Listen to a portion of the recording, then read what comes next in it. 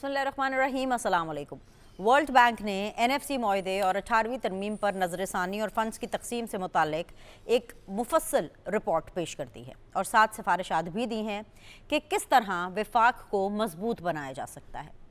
World bank के मुताबिक पाकिस्तान में NFC की सूबों के दरमियान तकसीम को असर नौ देखने की ज़रूरत है। ज़्यादा महासिल आबादी के बजाय कारकर्दगी की बुनियाद पर तकसीम होनी चाहिए। रिपोर्ट में कहा गया है कि NFC में जो सूबा सर्विसेज, सेहत और तालीम पर ज़्यादा बेहतर कारकर्दगी दिखाए उसे ज़्यादा महासिल का हकदार होना चाहिए। 7वीं NFC के बाद महासिल में विफाक का हिस्सा कम ज़रूर हुआ है, लेकिन उसके अखराजात में कोई कमी नहीं आई है, क्योंकि जो वजारतें सूबों को मुंतकिल हुई उसकी मुतबादिल वजारतें विफाक में भी मौजूद हैं। वर्ल्ड बैंक के मुताबिक सूबाई हुकूमतें 7वीं NFC और 18वीं तरमीम के समरात आवाम तक मुंतकिल करने में नाकाम नज़र आ रही है और विफाक का खसारा मुसलसल बढ़ता जा रहा है। वर्ल्ड बैंक ने सिफारिश की है कि नए NFC अवार्ड में वसाइल की मुनसिफाना तकसीम और बेहतर कारकर्दगी की बुनियाद पर फ़ंड्स दिए जाने चाहिए। मुकामी हुकूमतों को बाइख्तियार बनाने और मुस्तहकम माली मुंतकली वक्त की अहम ज़रूरत है। नाजरीन, यही वो मसला है जिसके लिए आए रोज़ इतलात आती रहती हैं कि 28वीं आईनी तरमीम पर काम शुरू हो गया है। पहले गिलगित बल्तिस्तान के इंतखाबात आड़े आ गए और अब मामला आज़ाद कश्मीर का दरपेश है। फ़िलहाल हालात ऐसे नहीं हैं कि 28वीं आईनी तरमीम लाई जा सके और विफाक और सूबों में मौजूद आइडियल ताल्लुकात को कमज़ोर किया जाए। इस वक्त सारी तवज्जो आज़ाद कश्मीर के इंतखाबात पर है, जहां गिलगित बल्तिस्तान की तरह एक बार फिर पाकिस्तान मुस्लिम लीग नून और पाकिस्तान पीपल्स पार्टी के दरमियान रिवायती और सख्त मुकाबले की तवक्को की जा रही है। बिलावल भुट्टो के बाद वज़ीर आज़म आज़ाद कश्मीर फैसल मुमताज़ राठौर भी महाजरीन की 12 नशिस्तों पर खुलकर बात कर रहे हैं। उनका कहना है कि ये मामला एक बामानी बहस का मुतकाज़ी है और ये बहस सिर्फ कानून साज असम्बली ही में हो सकती है। ताहम उनका ये भी कहना है कि महाजरीन की नशिस्तों का खात्मा कोई शिकवा या गिला नहीं, बल्कि एक जायज़ मुतालबा है। दूसरी जानिब वफाकी वज़ीर बराए पार्लिमानी अमूर तारिक फजल चौधरी ने इस बयान पर रद्द अमल देने से गुरेज किया और कहा कि ये नशिस्तें फिलफौर ख़त्म नहीं हो सकती। इस काम के लिए आईनी तरमीम दरकार है और इलेक्शन के बाद नई असम्बली ही इसका कोई फ़ैसला कर सकती है। नाजरीन, लग यही रहा है कि आज़ाद कश्मीर के आइंदा इंतखाबात महाजरीन की 12 नशिस्तों के अहम मामले पर ही होंगे, मगर बदकिस्मती से यहाँ भी PTI कहीं नज़र नहीं आ रही है और अब इतलात ये हैं कि तहरीक इंसाफ शायद आज़ाद कश्मीर के इलेक्शंस का बॉयकॉट करते। पार्टी के बाद मरकज़ी रहनुमा इंतखाबात में हिस्सा लेने के हक़ में ज़रूर हैं, मगर इसका हतमी फ़ैसला PTI की को कमेटी ही करेगी, जो इस मामले में पहले ही 2 मुख्तलिफ आरा में तकसीम हो चुकी है। आज अपने हम इस प्रोग्राम में डिस्कस करेंगे कि ये शिकस्त का खौफ है यहाँ पर कुछ और।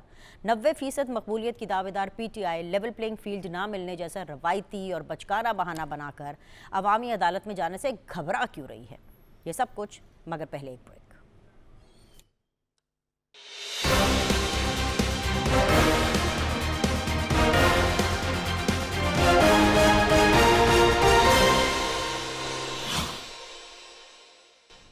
अस्सलाम वालेकुम जी। ब्रेक के बाद आप लोग को खुशामदीद कहते हैं। आप देख रहे हैं सीधी बात बीनर सलीम के साथ और आज सीधी बात जोन में ज्वाइन कर रहे हैं जी वेरी ऑनरेबल अज़हर जावेद साहब, जो कि इंडिपेंडेंट एनालिस्ट हैं, जर्नलिस्ट हैं। बहुत बहुत शुक्रिया अज़हर साहब ज्वाइन करने के लिए।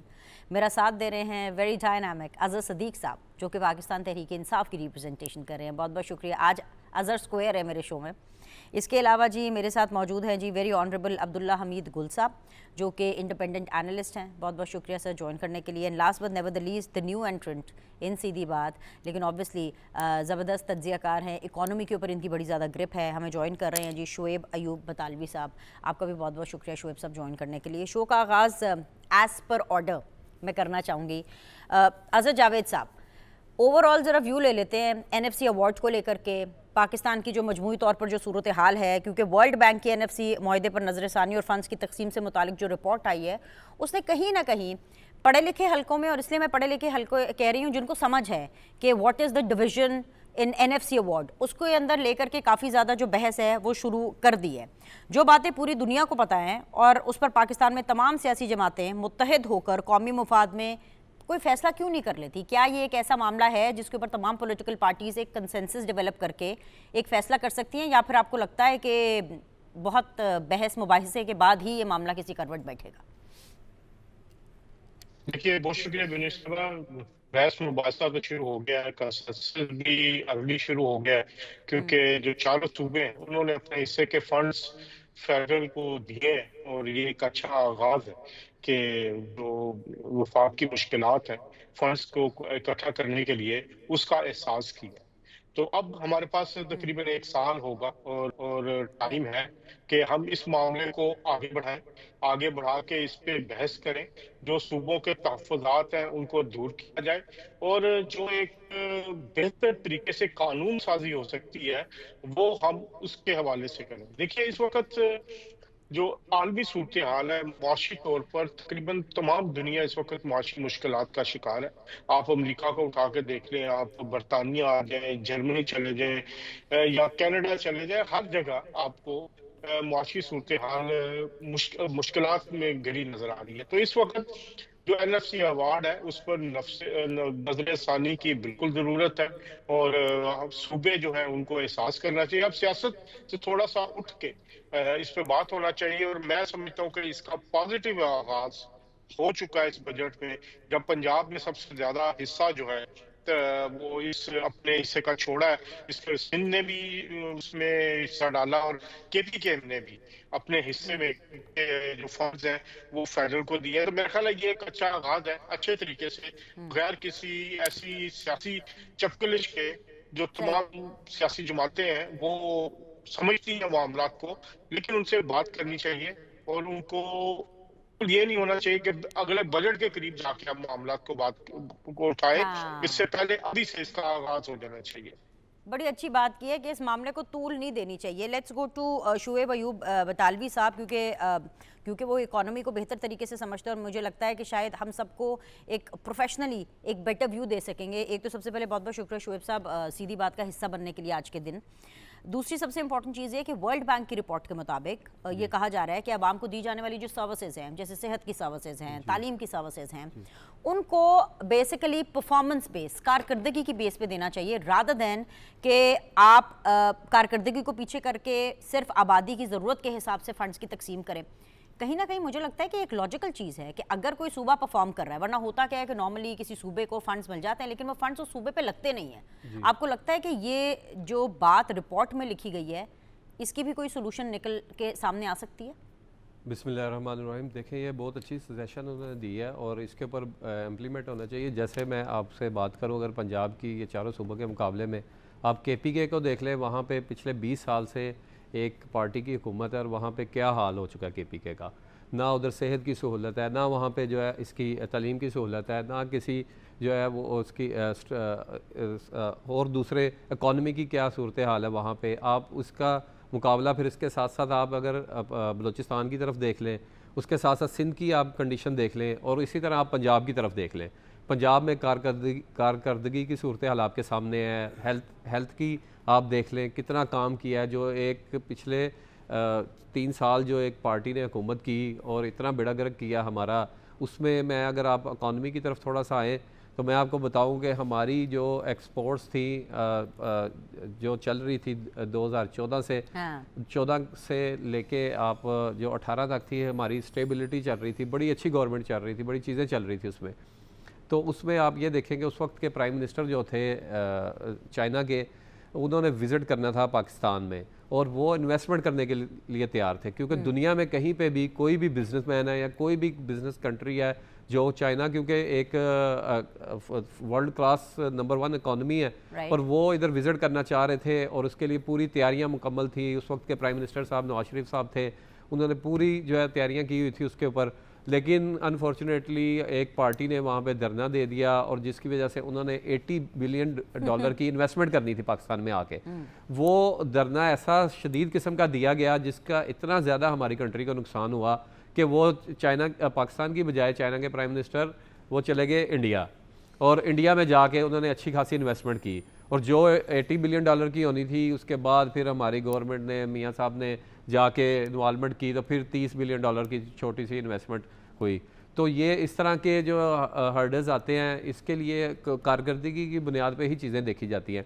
इसी तरह से अब आप आ जाए जो 18 से 21 तक जो हुकूमत की इन्होंने एक पार्टी ने, ठीक है, उनका आप देखें कि उन्होंने कितना ज़्यादा नुकसान किया। मैं क्योंकि एक्सपोर्टर हूँ, एक्सपोर्ट्स करते हैं, यंग एक्सपोर्टर एसोसिएशन का चेयरमैन हूँ, तो मैं ये बताता हूँ कि क्योंकि हम लोग ग्राउंड पे वो देखते हैं। पब्लिक ये समझती है कि ये पार्टी जो आई थी ये सबसे बेहतरीन काम कर रही थी। बातों में और इम्प्लीमेंट में करना बहुत फ़र्क है। आप ये देखें कि यहाँ पे आप एक चीज़ की मैं एक्सपीरियंस है मेरा 15-16 साल का एक्सपोर्ट्स का, आपका अपनी फील्ड में एक्सपीरियंस है। तो जब तक मैं आपकी फील्ड में नहीं काम कर सकता, आप मेरी फील्ड में नहीं काम कर सकती। इसी तरह से एक पार्टी जो काम कर रही है कई सालों से, उनको पता है कैसे काम करना है। एक आप ज़बरदस्ती शोर शराबा करके आप एक पार्टी में आके हुकूमत ले लें और फिर आप डिलीवर ना कर सकें। देखें, आप चाहे जितने मर्जी ईमानदार हैं, आप जितने मर्जी अच्छे हैं, आप उससे दुनिया को कोई गर्ज नहीं है। गरीब आवाम कहती है कि हमें डिलीवर होए, तो डिलीवर जब आप नहीं कर सकते, आपने कितना बड़ा नुकसान किया। सबसे बड़ा नुकसान जो किया PIA का, उस वक्त के जो मिनिस्टर साहब थे, एक गुलाम सरवर साहब, उन्होंने असम्बली में खड़े होकर सीधा मुंह उठा के कोई ऐसी वो बात नहीं सोचा, नहीं समझा नहीं, और कहा हमारे पायलट जैली हैं, हमारे पायलट्स जो है वो जर्सी हैं, हमारे पायलट्स दुनिया के करप्ट तरीन पायलट हैं। अपनी ही कंट्री के खिलाफ जो है वो करके और अपनी PIA को हमेशा के लिए वहाँ से बंद करवा दिया। उससे उनकी नज़र में आज भी गुलाम सरवर साहब की नज़र में यही होएगा, और 90% पाकिस्तानी अवाम की नज़र में यही होएगा कि सिर्फ ज़्यादा से ज़्यादा पैसेंजर्स का लॉस हुआ कि पैसेंजर जो है वो PIA पे नहीं जा सकते थे, और उसके अलावा एमरेट्स अदर कतर एयरलाइन पे या टर्किश एयरलाइन पे अदर एयरलाइन पे चले जाते हैं इंग्लैंड के लिए, यूरोप के लिए। लेकिन उसका मैं आपको बताऊं as a young exporter association chairman कि उसका इतना बड़ा लॉस हुआ। हमारी जो एक्सपोर्ट्स थी, एग्रीकल्चर की एक्सपोर्ट्स थी, वो पिछले जो 2021 में ये PIA बंद हुई, उस वक्त से लेकर 26 तक 4-5 साल में जो नुकसान हुआ है, आप उसका अजाला नहीं लगा सकते।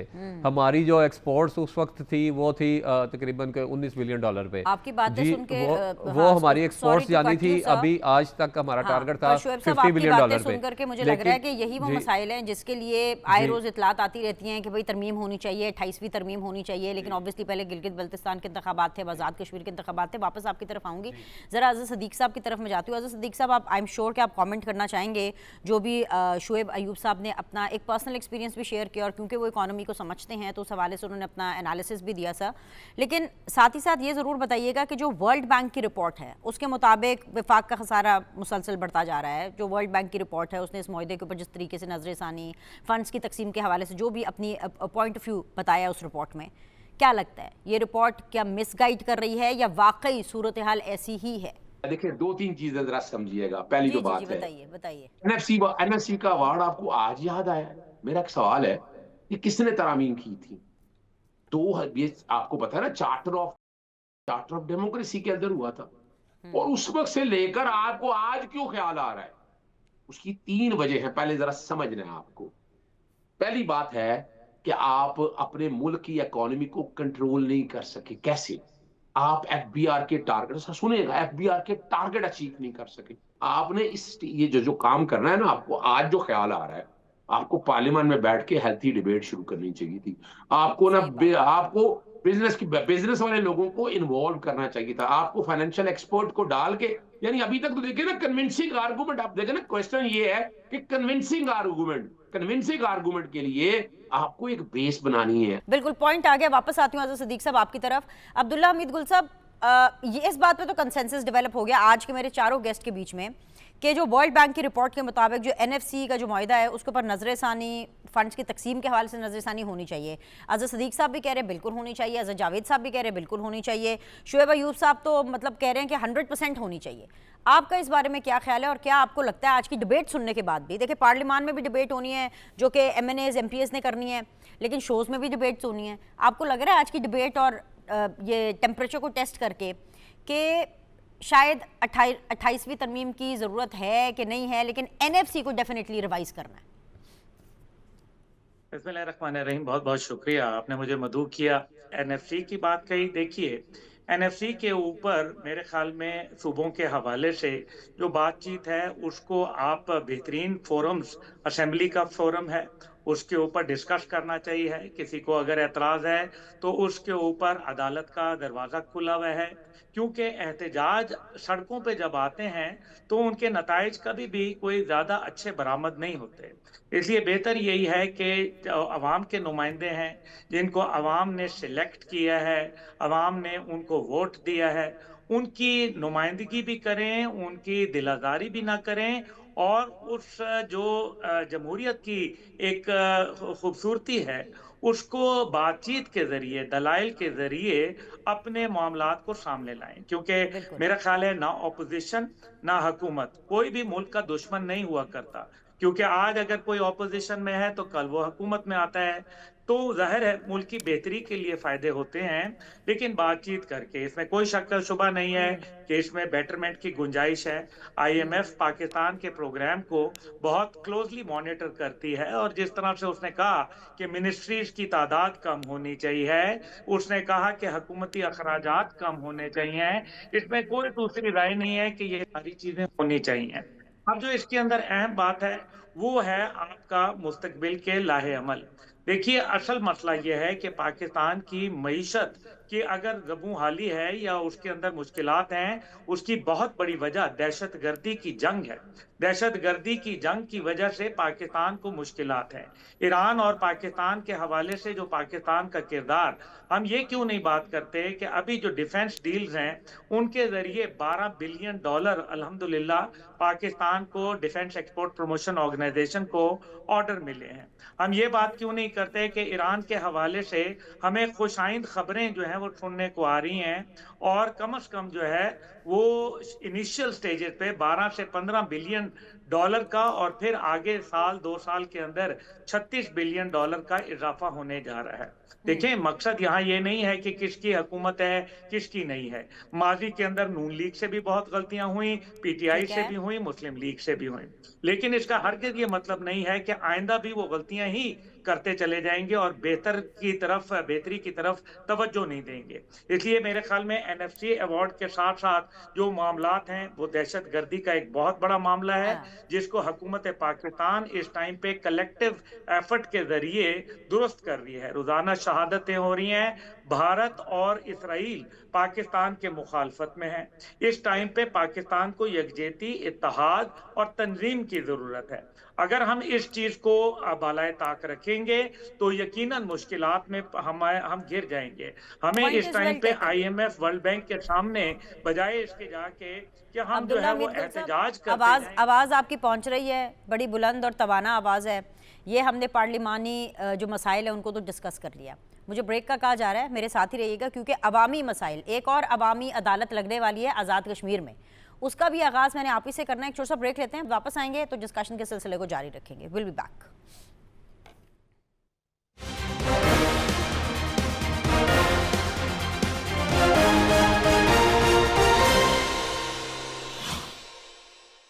ब्रेक के बाद एक दफ़ा फिर से आप लोग को खुशामदीद कहते हैं। असद जावेद साहब हमारे साथ मौजूद हैं, आज़ाद सदीक साहब हमारे साथ मौजूद हैं, अब्दुल्ला हमीद गुल साहब चेयरमैन तहरीक जवानान पाकिस्तान हमारे साथ मौजूद हैं, ऑफ कोर्स शुएब अयूब बटालवी साहब भी हमारे साथ मौजूद हैं। Having said that, Abdullah Hamid Gul साहब, मैं चाहूँगी कि इस डिस्कशन का भी, इस सेगमेंट का आगाज़ में आज मैं आप ही से करूँ। क्या लग रहा है आज़ाद जम्मू एंड कश्मीर में जो इंतखाबात हैं कैसे होंगे?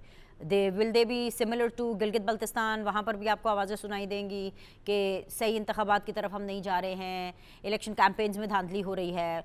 वैसे खैर मैं पीटीआई के बारे में आपको पहले ही बता दूं कि मकबूलियत की सबसे ज़्यादा दावेदार पीटीआई है, लेकिन वो अभी से कह रही है कि उसको लेवल प्लेइंग फील्ड नहीं मिल रही है। सो आई डोंट नो कि what is going to be the future of PTI, लेकिन आपको आज़ाद जम्मू एंड कश्मीर में क्या लग रहा है?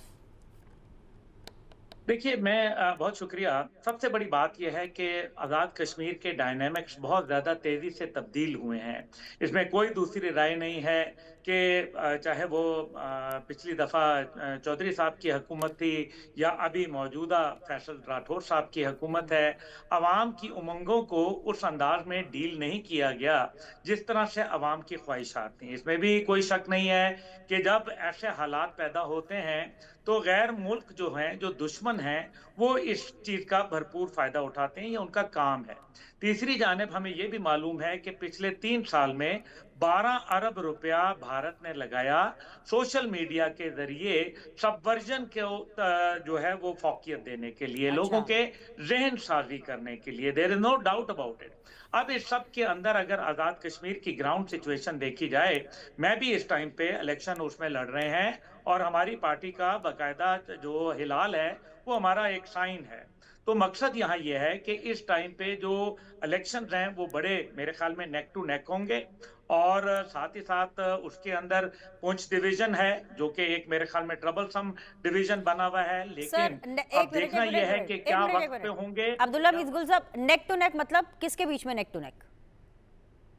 देखिए तमाम पार्टियों के दरमियान में, क्योंकि इस टाइम पे अगर आप ग्राउंड के ऊपर मुझे पूछें तो अवाम के अंदर जो जितनी भी बड़ी बड़ी पार्टियां हैं उनके हवाले से कोई ज्यादा अच्छे जज्बात इस टाइम पे मौजूद नहीं है, क्योंकि जब ये कश्मीर का मसला हो रहा था यानी तो उस टाइम पे अब्दुल्ला तमाम मिसगुल साहब, पार्टियों आप की नून लीग लीडरशिप और वहां पीपल्स नहीं पार्टी गई। की बात कर रहे हैं कि उनके क्योंकि यही दो बड़ी जमातें हैं ना, कि उनके बारे में, और पीटीआई भी चले शामिल कर ले, 3 बड़ी जमातें, उनके बारे में आईपीपी भी शामिल कर लेते हैं, चौथी जमात, और क्योंकि उसमें दूसरे लोग शामिल हो रहे हैं, तो क्या इन चारों जमातों के हवाले से आपको लग रहा है आज़ाद जम्मू एंड कश्मीर के अंदर अच्छे सेंटिमेंट्स नहीं है? यही कह रहे हैं ना? नाम लेके बोलो ना, क्योंकि हमारे पास एनालिस्ट हैं, हमारे पास पॉलिटिशियंस हैं, यही कह रहे जी हैं। बिल्कुल। ओके, ये होल्ड बिल्कुल, इट, ये होल्ड इट बात- नाउ, ये बात होल्ड इट नाउ। बिल्कुल- अजहर ये बात अजहर बिल्कुल- सिद्दीक साहब बिल्कुल हंस रहे हैं, लेकिन अजहर जावेद साहब बड़े सीरियस हैं। अजहर जावेद साहब, क्या जो बात अब्दुल्ला हमीद गुल साहब कर रहे हैं, क्या ये ठीक है कि कुछ नहीं पता उन्हें इलेक्शंस का? बिकॉज किसी भी पॉलिटिकल पार्टी के बारे में कोई बहुत अच्छे सेंटिमेंट्स नहीं है। Is this the situation in Azad Jammu and Kashmir when elections are just round the corner? Sir देखिए, जी। अच्छा बिन साहब, देखिए इसमें इस वक्त मसला जो है वो आज़ाद कश्मीर में जो एक पुंछ डिवीजन या रावला कोट है वहाँ पे मसाइल कुछ हो रहा है, जिसकी निशानदेही मेरे ख्याल अब्दुल्ला साहब ने बड़ी तरीके से की कि भारत की भी जो मामलात हैं वो हो सकते हैं। लेकिन आप देखें कि पिछले 1 साल के दौरान गवर्नमेंट ऑफ पाकिस्तान ने उनके मुतालबात तस्लीम किए हैं। उससे फायदा किसको हुआ है? कश्मीर के आम आदमी को हुआ है ना। 3 रुपए यूनिट बिजली वहां मिल रही है। आटा जो पाकिस्तान के निस्बत आधी कीमत पे मिल रहा है, और राइट। दीगर मुतालबात उनके पूरे हो चुके हैं। ये आम आदमी का फायदा हुआ ना। ये किसका फायदा हो रहा है? पंजाब में अगर आप वहां मंगला डैम से इस साइड पे आ जाएं, पंजाब की तरफ, वहां पे आटा मेरे ख्याल 2400 रुपए मिल रहा है। मुझे नहीं पता कि इस वक्त क्या प्राइस है। वहां पे आधी कीमत है। 3 रुपए बिजली उधर मिल रही है, इधर 60-65 रुपए यूनिट मिल रही है। तो ये आम आदमी को हुआ। असल मसला अब ये है कि जो वहां पे जो सियासत है, वहां बरादरी की सियासत है, वहां पर इलाकाई सियासत है। वहां पे जो बरादरीज्म है, वो हमेशा से हुआ यही है कि कश्मीर के इलेक्शन जो है वो स्ट्रांग उम्मीदवार लड़ते हैं। जिस हल्के में जो स्ट्रांग उम्मीदवार होता है वो इलेक्शन जीतता है। बरादरी की सियासत है, वो अपने इलाके की सियासत है। तो इस वक्त मुस्लिम लीग नून और पीपल्स पार्टी दो बड़ी जमातें हैं, दोनों भरपूर इलेक्शन लड़ रही हैं, और दोनों जो है नेक टू नेक, आप कह सकते हैं कि बिल्कुल नेक टू नेक है, और वहां पर उनका मुकाबला है। और भरपूर मुस्लिम लीग नून ने भी मेरे 40 या 41 हल्कों पे अपने उम्मीदवार खड़े किए हैं। उसके अलावा पीपल्स पार्टी भी भरपूर लड़ रही है, और अब आईपीपी की लॉटरी एक दफा फिर निकलती है हमें नजर आ रही है। सरदार तनवीर, इलियास हो, वो अपने ग्रुप के साथ शामिल हुए हैं। दूसरे लोग जिनको वो टिकट दूसरे मुस्लिम लीग नून से नहीं मिला, वो भी उधर शामिल हो रहे हैं। तो वो एक डार्क हार्ट्स वो भी साबित होंगे। लेकिन वहां पे आपको भी पता है कि जो 12 सीटें हैं मुहाजिरीन की, वो बहुत काउंट होती हैं।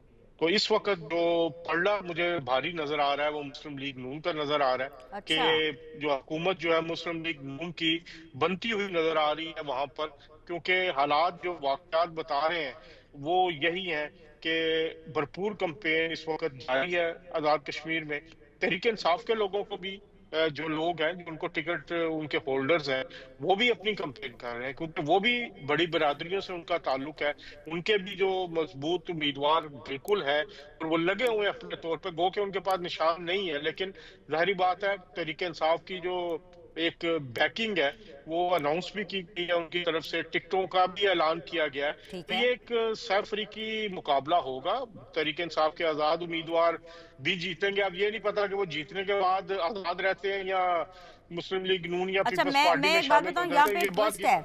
आपने नून लीग को तो आगे किया है, ठीक है, आई टेक दिस पॉइंट आपके तज्जियाती एक्सपीरियंस में, लेकिन मैं आपको एक खबर भी अभी बता दूं, मुझे टू बी वेरी ऑनेस्ट नहीं पता कि पीटीआई ने इलेक्शन में हिस्सा लेना है या बॉयकॉट करना है, और ये पीटीआई की कोर कमेटी ने डिसाइड करना है। तो पहले हम ये क्लियर कर लें कि पीटीआई ने हिस्सा लेना है कि नहीं लेना। अजहर सिद्दीक साहब बताइए जी, ये जो तुम इतना मुस्कुरा रहे हो, क्या गम है किसको, जिसको छुपा रहे हो? किस बात पे आपको ज़्यादा मूड आपका अच्छा हो गया? अब्दुल्ला हमीद गुल साहब की बात सुन के या नून लीग आगे जा रही है अजहर जावेद साहब की बात सुन के? लेकिन अब्दुल्ला हमीद गुल साहब भाइयों की तरह से है, पर इनके वालिद साहब बहुत बड़े आदमी थे, अल्लाह ताला उन्हें मग़फ़िरत करे। वो बड़े स्ट्रेट फॉरवर्ड और सीधी बात करने वाले आदमी थे। मैं तो दोनों की बातों को सुना ही नहीं, मैंने मुझे पता था जो बातें करनी है, वो मुझे अंदाजा है इस बात का। अच्छा चलो, तारीख ये के बता दें झरोखे आज़ाद में कश्मीर में कौन आगे है? मैं बता रहा हूँ आपको, जी जी जी सर, मैं बता रहा अभी हूँ। आपने बटालियन देखिए, साहब के मुतालिक अंदाजा गलत लगा आप लिया। अगर गौर करें इस बात को, अगर गौर करें, अगर किसी को टाइम मिले ना, तो वो कुरान मजीद जरूर पढ़े।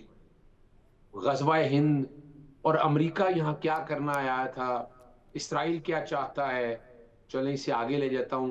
450 साल पहले के जो 26 प्रोटोकॉल्स हैं वो पढ़ लीजिएगा। पीपल्स पार्टी जो है ना, आपके सामने अगर गौर करें, पीपल्स पार्टी वो जीत चुकी है गिलगित बल्तिस्तान में, और आजाद कश्मीर में भी मैं बता देता हूँ कि पाकिस्तान पीपल्स पार्टी यहाँ भी वजह क्या है, मौजूदा हुकूमत को वोट क्यों देंगे वो लोग? ये अभी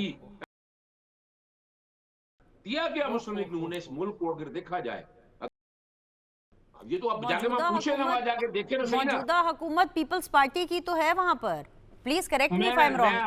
मैं बी एक और चीज, सब एक और चीज ले लीजिए, एक और चीज ना सुन तो लेना, आप ही से पूछ रही हूँ मैं। पहली दफा मेरे ख्याल से 10 साल 11 साल मुझे सीधी बात करते हुए हो गया, इन 11 सालों में जितने भी इलेक्शंस आए, मैंने पहली दफा किसी और पॉलिटिकल पार्टी के मुंह से ये सुना है कि वो नहीं जीत रहे और कोई दूसरी पॉलिटिकल पार्टी जीत रही है। मतलब अज़हर सिद्दीक साहब, ये इतना बड़ा शिफ्ट है कि PTI is not winning and Peoples Party is winning. जी सर, शिफ्ट नहीं है, मैं सच बोलने का आदमी हूं। मैं शिफ्ट नहीं है, मैं सच बोलने वाला। पाकिस्तान में कौन किसने कहा आपको मेरिट में? सच्चा आदमी, कितने सच्चे आदमी आज सीधी बात में आए। जबरदस्त sir, I like your spirit sir, very good.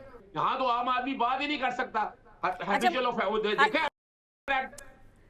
नहीं, बात कर सकता है, आप कर ही रहे हैं ना बात, लेकिन प्रोपेगेंडा की इजाजत नहीं है। आपने देखे नहीं, अजहर भाई मेरी बात सुने, आप देखें, आप लगातार, आप इस वक्त स्टेट टीवी पे बैठे हैं, आपको कभी स्टेट टीवी के ऊपर कोई बात करने से रोका है पीटीवी में? क्योंकि आप बात करते हैं। जिस दिन आप प्रोपेगेंडा शुरू करेंगे ना सर, वो अलाउ नहीं होगा, ना इधर अलाउ होगा ना बाहर अलाउ होगा। बात करने की सबको। और अरे सर, आपने नून लीग की हुकूमत में पीटीवी में बैठ के आप कह रहे हैं आजाद कश्मीर में नून लीग नहीं जीतेगी, इससे ज्यादा और आपको क्या आजादी दूं? इतनी बड़ी बात आपने कर दी सर। अच्छा चले, अब जरा शुएब बटालवी साहब की भी सुन लें। अच्छा, शुएब साहब की भी जरा सुन लेते हैं। शुएब साहब, आई डोंट नो कि how much you know about, आती हूँ, वापस आती हूँ सर, वापस आऊंगी ना आज़ाद साहब, आऊंगी वापस। शुएब साहब की भी मैं सुन लूँ। शुएब साहब, आई don't know how much you know about the dynamics in Azad Jammu and Kashmir, लेकिन पाकिस्तान के अंदर कोई भी, आप इकोनॉमी के एक्सपर्ट हों या आप डिफेंस के एक्सपर्ट हों, इलेक्शन की साइंस के ऊपर हर एक को कमेंट करना आता है। What do you see? Gilgit Baltistan जैसे इलेक्शन सिमिलर होने वाले हैं आज़ाद जम्मू एंड कश्मीर में आपको क्या लगता है? अज़हर सिद्दीक साहब ने तो कह दिया पीपल्स पार्टी जीत रही है, अज़हर जावेद साहब कह रहे हैं कि उनको लग रहा है कि नून लीग आगे है। अब्दुल्ला हमीद गुल साहब, he had a completely different opinion, उन्होंने कहा कि भाई नेक टू नेक मुकाबला होगा। आपको क्या लगता है? देखें, मुझे भी यही लगता है कि नेक टू नेक ही मुकाबला होएगा। अब्दुल्ला हमीद साहब ने बिल्कुल बहुत अच्छी बात की। किस के बीच में? नेक टू नेक किसके बीच में? नून लीग और पीपल्स पार्टी के बीच में। ठीक है, इन दोनों पार्टीज़ में। दूसरा, अज़हर साहब ने नेशनल चैनल पे बैठ के और कुरान पाक की आयत का हवाला दिया, कुरान पाक का हवाला दिया, कुरान पाक कभी पढ़ा है। तो इसी तरह जैसे इनके लीडर नेगेटिविटी फैलाते हैं दुनिया में, नौजवानों को उस पर लगा दिया। आप अगर घर में जितने भी आपके घर में मसाइल हैं, मोहल्ले में या शोर नहीं मचाया जाता कि हम लोग, हमारे घर में ये चल रहा है। इनकी पार्टी का शुरू से ही ये अलमिया रहा है कि वो हमारी नौजवान नस्ल को तबाह कर रहे थे। ठीक है, हर बात पे नेगेटिव और नेशनल चैनल पे बैठ के, जैसे मैंने पहले मिसाल दी, गुलाम सरवर साहब ने असम्बली में खड़े होके दुनिया को बताया कि हम लोग नेगेटिव बात की, हम लोग, हमारे पायलट जैली हैं, हमारे पायलट चर्सी हैं, हमारा नुकसान कर दिया है। इसी तरह इनके आगे जो उनके पैरवा हैं वो भी आगे से यही नेगेटिव बातें ही कर रहे हैं नेशनल चैनल पे बैठ के। नंबर 1। नंबर 2, मैं आपको बताऊं, आज़ाद कश्मीर में जैसे अब्दुल्ला हमीद गुल साहब ने कहा कि 12 अरब की जो है वो इन्वेस्टमेंट की इन्होंने, बल्कि पाकिस्तान में की, इंडिया और इसराइल, ये वहाँ पे हमारे जो नौजवान हैं जो फ्री हैं, वेले बैठे हुए हैं, जो प्रोपोगंडा करते हैं, ठीक है, तो मुख्तलिफ जमातों के, मैं किसी एक जमात पे तोहमत नहीं लगा रहा, डिफरेंट जमातों के, वो फिर ऐसे हाथों में खेले जाते हैं। वो जब ऐसे हाथों में खेले जाते हैं तो ये जो इन्वेस्टमेंट है वो फ्री होते हैं, उनको लोग लगा देते हैं कि आए ये लो पैसे 7 स्टूडेंट्स को लगाओ, यूनिवर्सिटी के अपने क्लास फेलोज़ को लगाओ, और यहाँ पे दहशत गर्दी का जो हालात हैं, कश्मीर में आपने अभी देखा पीछे क्या हालात थे। तो मैं ये समझता हूँ कि नेक टू नेक मुकाबला होएगा ये इस पे पीपल्स पार्टी और नून लीग के दरमियान में। पीपल्स पार्टी और नून लीग के दरमियान। चलिए, आपने पॉजिटिव चीज़ों की बात की प्रोग्राम के आखिरी सेगमेंट इसमें एक के और अंदर। मैं एक पॉजिटिव बात कर दूं कि आप ये आगे अजहर सदीक साहब ने बात की कि जी आपका ताल्लुक नून लीग की पार्टी से तोहमत लगा दी बगैर तहकीक किए। अब्दुल्ला हमीद गुल साहब ने भी उसकी जो है उनको क्लियर कर दिया इस बात पे। तो इसमें मैं एक छोटा सा बिजनेसमैन हूँ और मेरे साथ मेरे से छोटी उम्र के ही 300 जो है एक्सपोर्टर्स हैं, हमारी एक एसोसिएशन है यंग एक्सपोर्टर्स एसोसिएशन। हमने जिस मुल्क में एक स्टूडेंट जो है वो उठ के 2-4 मीडिया चैनल्स पे बताता है कि हमारे छोटे एक्सपोर्टर्स के ये मसाइल हैं, और वहाँ पे बजट में प्राइम मिनिस्टर साहब ने IMF से भी रिक्वेस्ट करके, हमारे फाइनेंस मिनिस्टर साहब से भी रिक्वेस्ट करके, तो हमारी जो बातें थी वो तकरीबन काफ़ी हद तक उनको जितना वो कर सकते थे उन्होंने करवा दिया। मैं उनका शुक्रगुजार हूँ। सबसे पहले उन्होंने ये किया कि बजट में जो रेमिटेंस के ऊपर टैक्स था जो 2% था उसमें 0.75% जो है वो कम कर दिया। उससे बड़ी हमारी एक्सपोर्ट्स बढ़ेंगी इंशाल्लाह ताला भी। उसके बाद उन्होंने सुपर टैक्स जो था वो ज़ीरो कर दिया एक्सपोर्ट्स के ऊपर। उसके बाद उन्होंने फ्रेट के ऊपर टैक्स था वो भी ज़ीरो कर दिया। ये जिस मुल्क में प्राइम मिनिस्टर साहब एक छोटे से बिजनेसमैन की बातचीत सुने एक वीडियो क्लिप से, और उस पर उसका असर क्या हुआ, मैं आपको ये अपना मोबाइल दिखाता हूँ। मैंने एक छोटा सा प्रोग्राम किया कि मैं एक्सपोर्ट की learning free of cost students को सिखाऊंगा। ठीक है, और उसके ऊपर मैंने अपना मोबाइल नंबर दे दिया प्रोग्राम में। आप यकीन करें ये मेरे मोबाइल में 1 लाख से ज़्यादा मुझे कॉल्स आई, जिसमें 50% जो कॉल्स हैं वो आज़ाद कश्मीर से आई।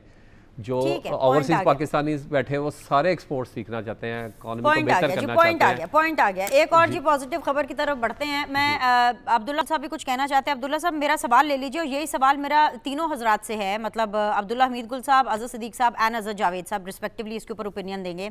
मरियम नवाज साहिबा जो हैं वो खुसूसी दिलचस्पी ले रही हैं पंजाब के इंफ्रास्ट्रक्चर में और ट्रांसपोर्ट के हवाले से। और आज की अगर मैं बात करूं तो उन्होंने ग्रीन बस सर्विस जनूबी पंजाब के छोटे अजला तक पहुंचा दी है। एक चीज़, वहां के अवाम बड़े खुश हैं। वज़ीर आला की आप जो परफॉर्मेंस है उसको कैसे देखते हैं? और इसको आपने इस चीज़ के साथ क्लब करना है कि सिर्फ इंफ्रास्ट्रक्चर की मैं बात नहीं करूंगी, सिर्फ और सिर्फ ये बसेस के मंसूबे, स्कूटीज़ के मंसूबे, लैपटॉप्स के मंसूबे, खैर एक अनगिनत लिस्ट है जो वो काम कर रही हैं। जो बाजार हैं, जितने भी कंजेस्टेड और पुराने बाजार थे उनको रीवैम्प किया गया है, और उन बाजारों का तो मतलब नक्शा ही बिल्कुल बदल दिया है। आप इस चीज़ को किस तरह से रेट करेंगे? अब्दुल्ला हमीद गुल साहब, स्टार्टिंग फ्रॉम यू। जी, मैं बिल्कुल एक चीज मैं जरूर क्लियर करना चाहता हूँ। अजहर साहब क्योंकि कुरान का रेफरेंस दिया कि जी गज़वा हिंद का कुरान में पढ़ना चाहिए, तो गज़वा हिंद में कुरान का कोई रेफरेंस, कुरान के अंदर कोई गज़वा हिंद का रेफरेंस नहीं मौजूद, और सही मुस्लिम और सही बुखारी में भी नहीं मौजूद। तो बेहतर है कि कुरान के हवाले से जब बात की जाए तो तहकीक जरूर कर ली जाए। जहां तक आपने ये कहा कि तमाम जगहों के ऊपर बाजारों और उनके ऊपर रिवैम्पिंग का काम मैंने अपनी आंखों से देखा है।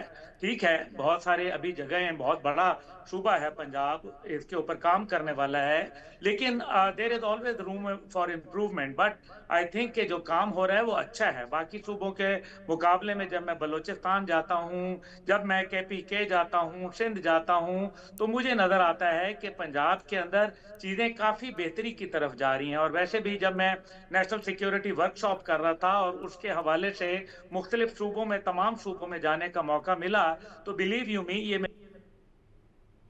ठीक है। अजहर जावेद साहब, सेम क्वेश्चन टू यू। अच्छा देखिए, एक बात मेरे सिर्फ 2 मिनट देने हैं। आपने नेशनल चैनल पे तरीक इंसाफ को माशाल्लाह इतना टाइम दिया, और उन्होंने जो एक आपने कहा प्रोपेगेंडा की इजाजत नहीं, लेकिन आज सॉरी टू से प्रोपेगेंडा हुआ है।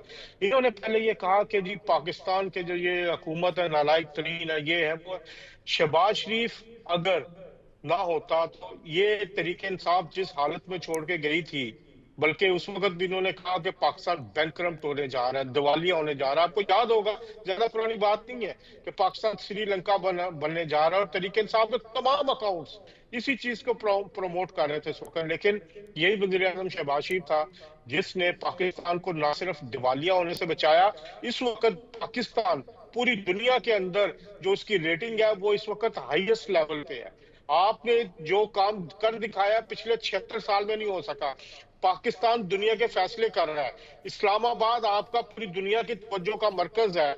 इस वक्त आपने ईरान और यूएसए के दरमियान जो ये लोग कह रहे थे सुलह नहीं हो सकती, वो सुलह करके दिखाई है। इस वक्त ईरान का सदर आपका शुक्रिया अदा करने के लिए आता है। इस वक्त डोनाल्ड ट्रंप जो है आपके फील्ड मार्शल को बेस्ट जनरल कहता है, आपके वजीर आजम को बेस्ट फ्रेंड कहता है। ये जो शिफ्ट हुई है ये कोई आम काम था? ये वो कुछ हो चुका है पिछले 76 साल के मुकाबले में। इस साल के अंदर पिछले बार का हक से जीतने के बाद से लेके अब तक जितना पाकिस्तानी इस पर शुक्र अदा करे ये उतना कम है। मुआशी तौर पर पाकिस्तान दिवालिया होने से बचा, ये बहुत बड़ी बात है। अब जो अभी अब्दुल्ला साहब ने भी कहा तो ईरान के साथ जो हमारे मामला बेहतर हो रहे हैं, इससे हमें बहुत ज्यादा इकोनॉमिकली फायदा होगा। ये एक चीज मैं आपके लाना चाहता था। दूसरा, मरियम नवाज शरीफ ने ना पंजाब को एक ऐसा सूबा बना दिया जिसकी पूरी दुनिया में मिसाल दी जाती है। आप कह रही हैं सफाई की बात करती हैं, बाजारों की बात करती हैं, पंजाब के मुख्तलिफ शहरों के अंदर ये ग्रीन बसेस जो है 20 रुपए में कुछ तस्वर कर सकता है कि एक एयर कंडीशन बस में बैठ के आप शहर के एक कोने से दूसरे कोने में जाएं। और जो बसें जा रही हैं वो सिर्फ लाहौर में नहीं जा रही, आपके डेरा गाजी खान में भी जा रही हैं, आपके मुल्तान में भी जा रही हैं, आपके तोनसा में भी जा रही हैं, आपके जेलम में भी जा रही हैं। ये सारी चीजें जो है पंजाब में जो तरक्की हो रही है ये पूरी दुनिया पे है के मुकाबले में एक बेहतरीन मिसाल है। अब एक और बात मैं बताऊं, इस वक्त जो अमनो अमान की सूरत हाल है ना पंजाब में, वो लंदन से बेहतर है, वो पेरिस से बेहतर है, वो न्यूयॉर्क से बेहतर है। इस वक्त जो पंजाब में, लाहौर में, दूसरे शहरों के अंदर आपकी जो खवातीन, बच्चे बच्चियां जो प्रोग्राम का वक्त बिल्कुल खत्म हो गया है। मैं इसी हाई पे और पॉजिटिव नोट के ऊपर मैं शो खत्म करना चाहती हूँ। मैं आज पूरा दिन इसी बारे में, जितना दिन बाकी रह गया उसी बारे में सोचती रहूंगी कि पंजाब की सिक्योरिटी अगर वाकई यूके की सिक्योरिटी से, यूरोप की सिक्योरिटी से बेहतर है तो मतलब आई थिंक कि मरियम नवाज कहीं ना कहीं बहुत अच्छा काम कर रही है कि the Punjab, people of Punjab, they feel so secure. आज के लिए इतना ही। मेहमानों का बहुत बहुत शुक्रिया। आप लोगों से इंशाल्लाह ताला फिर मुलाकात करेंगे। अल्लाह हाफ़िज़।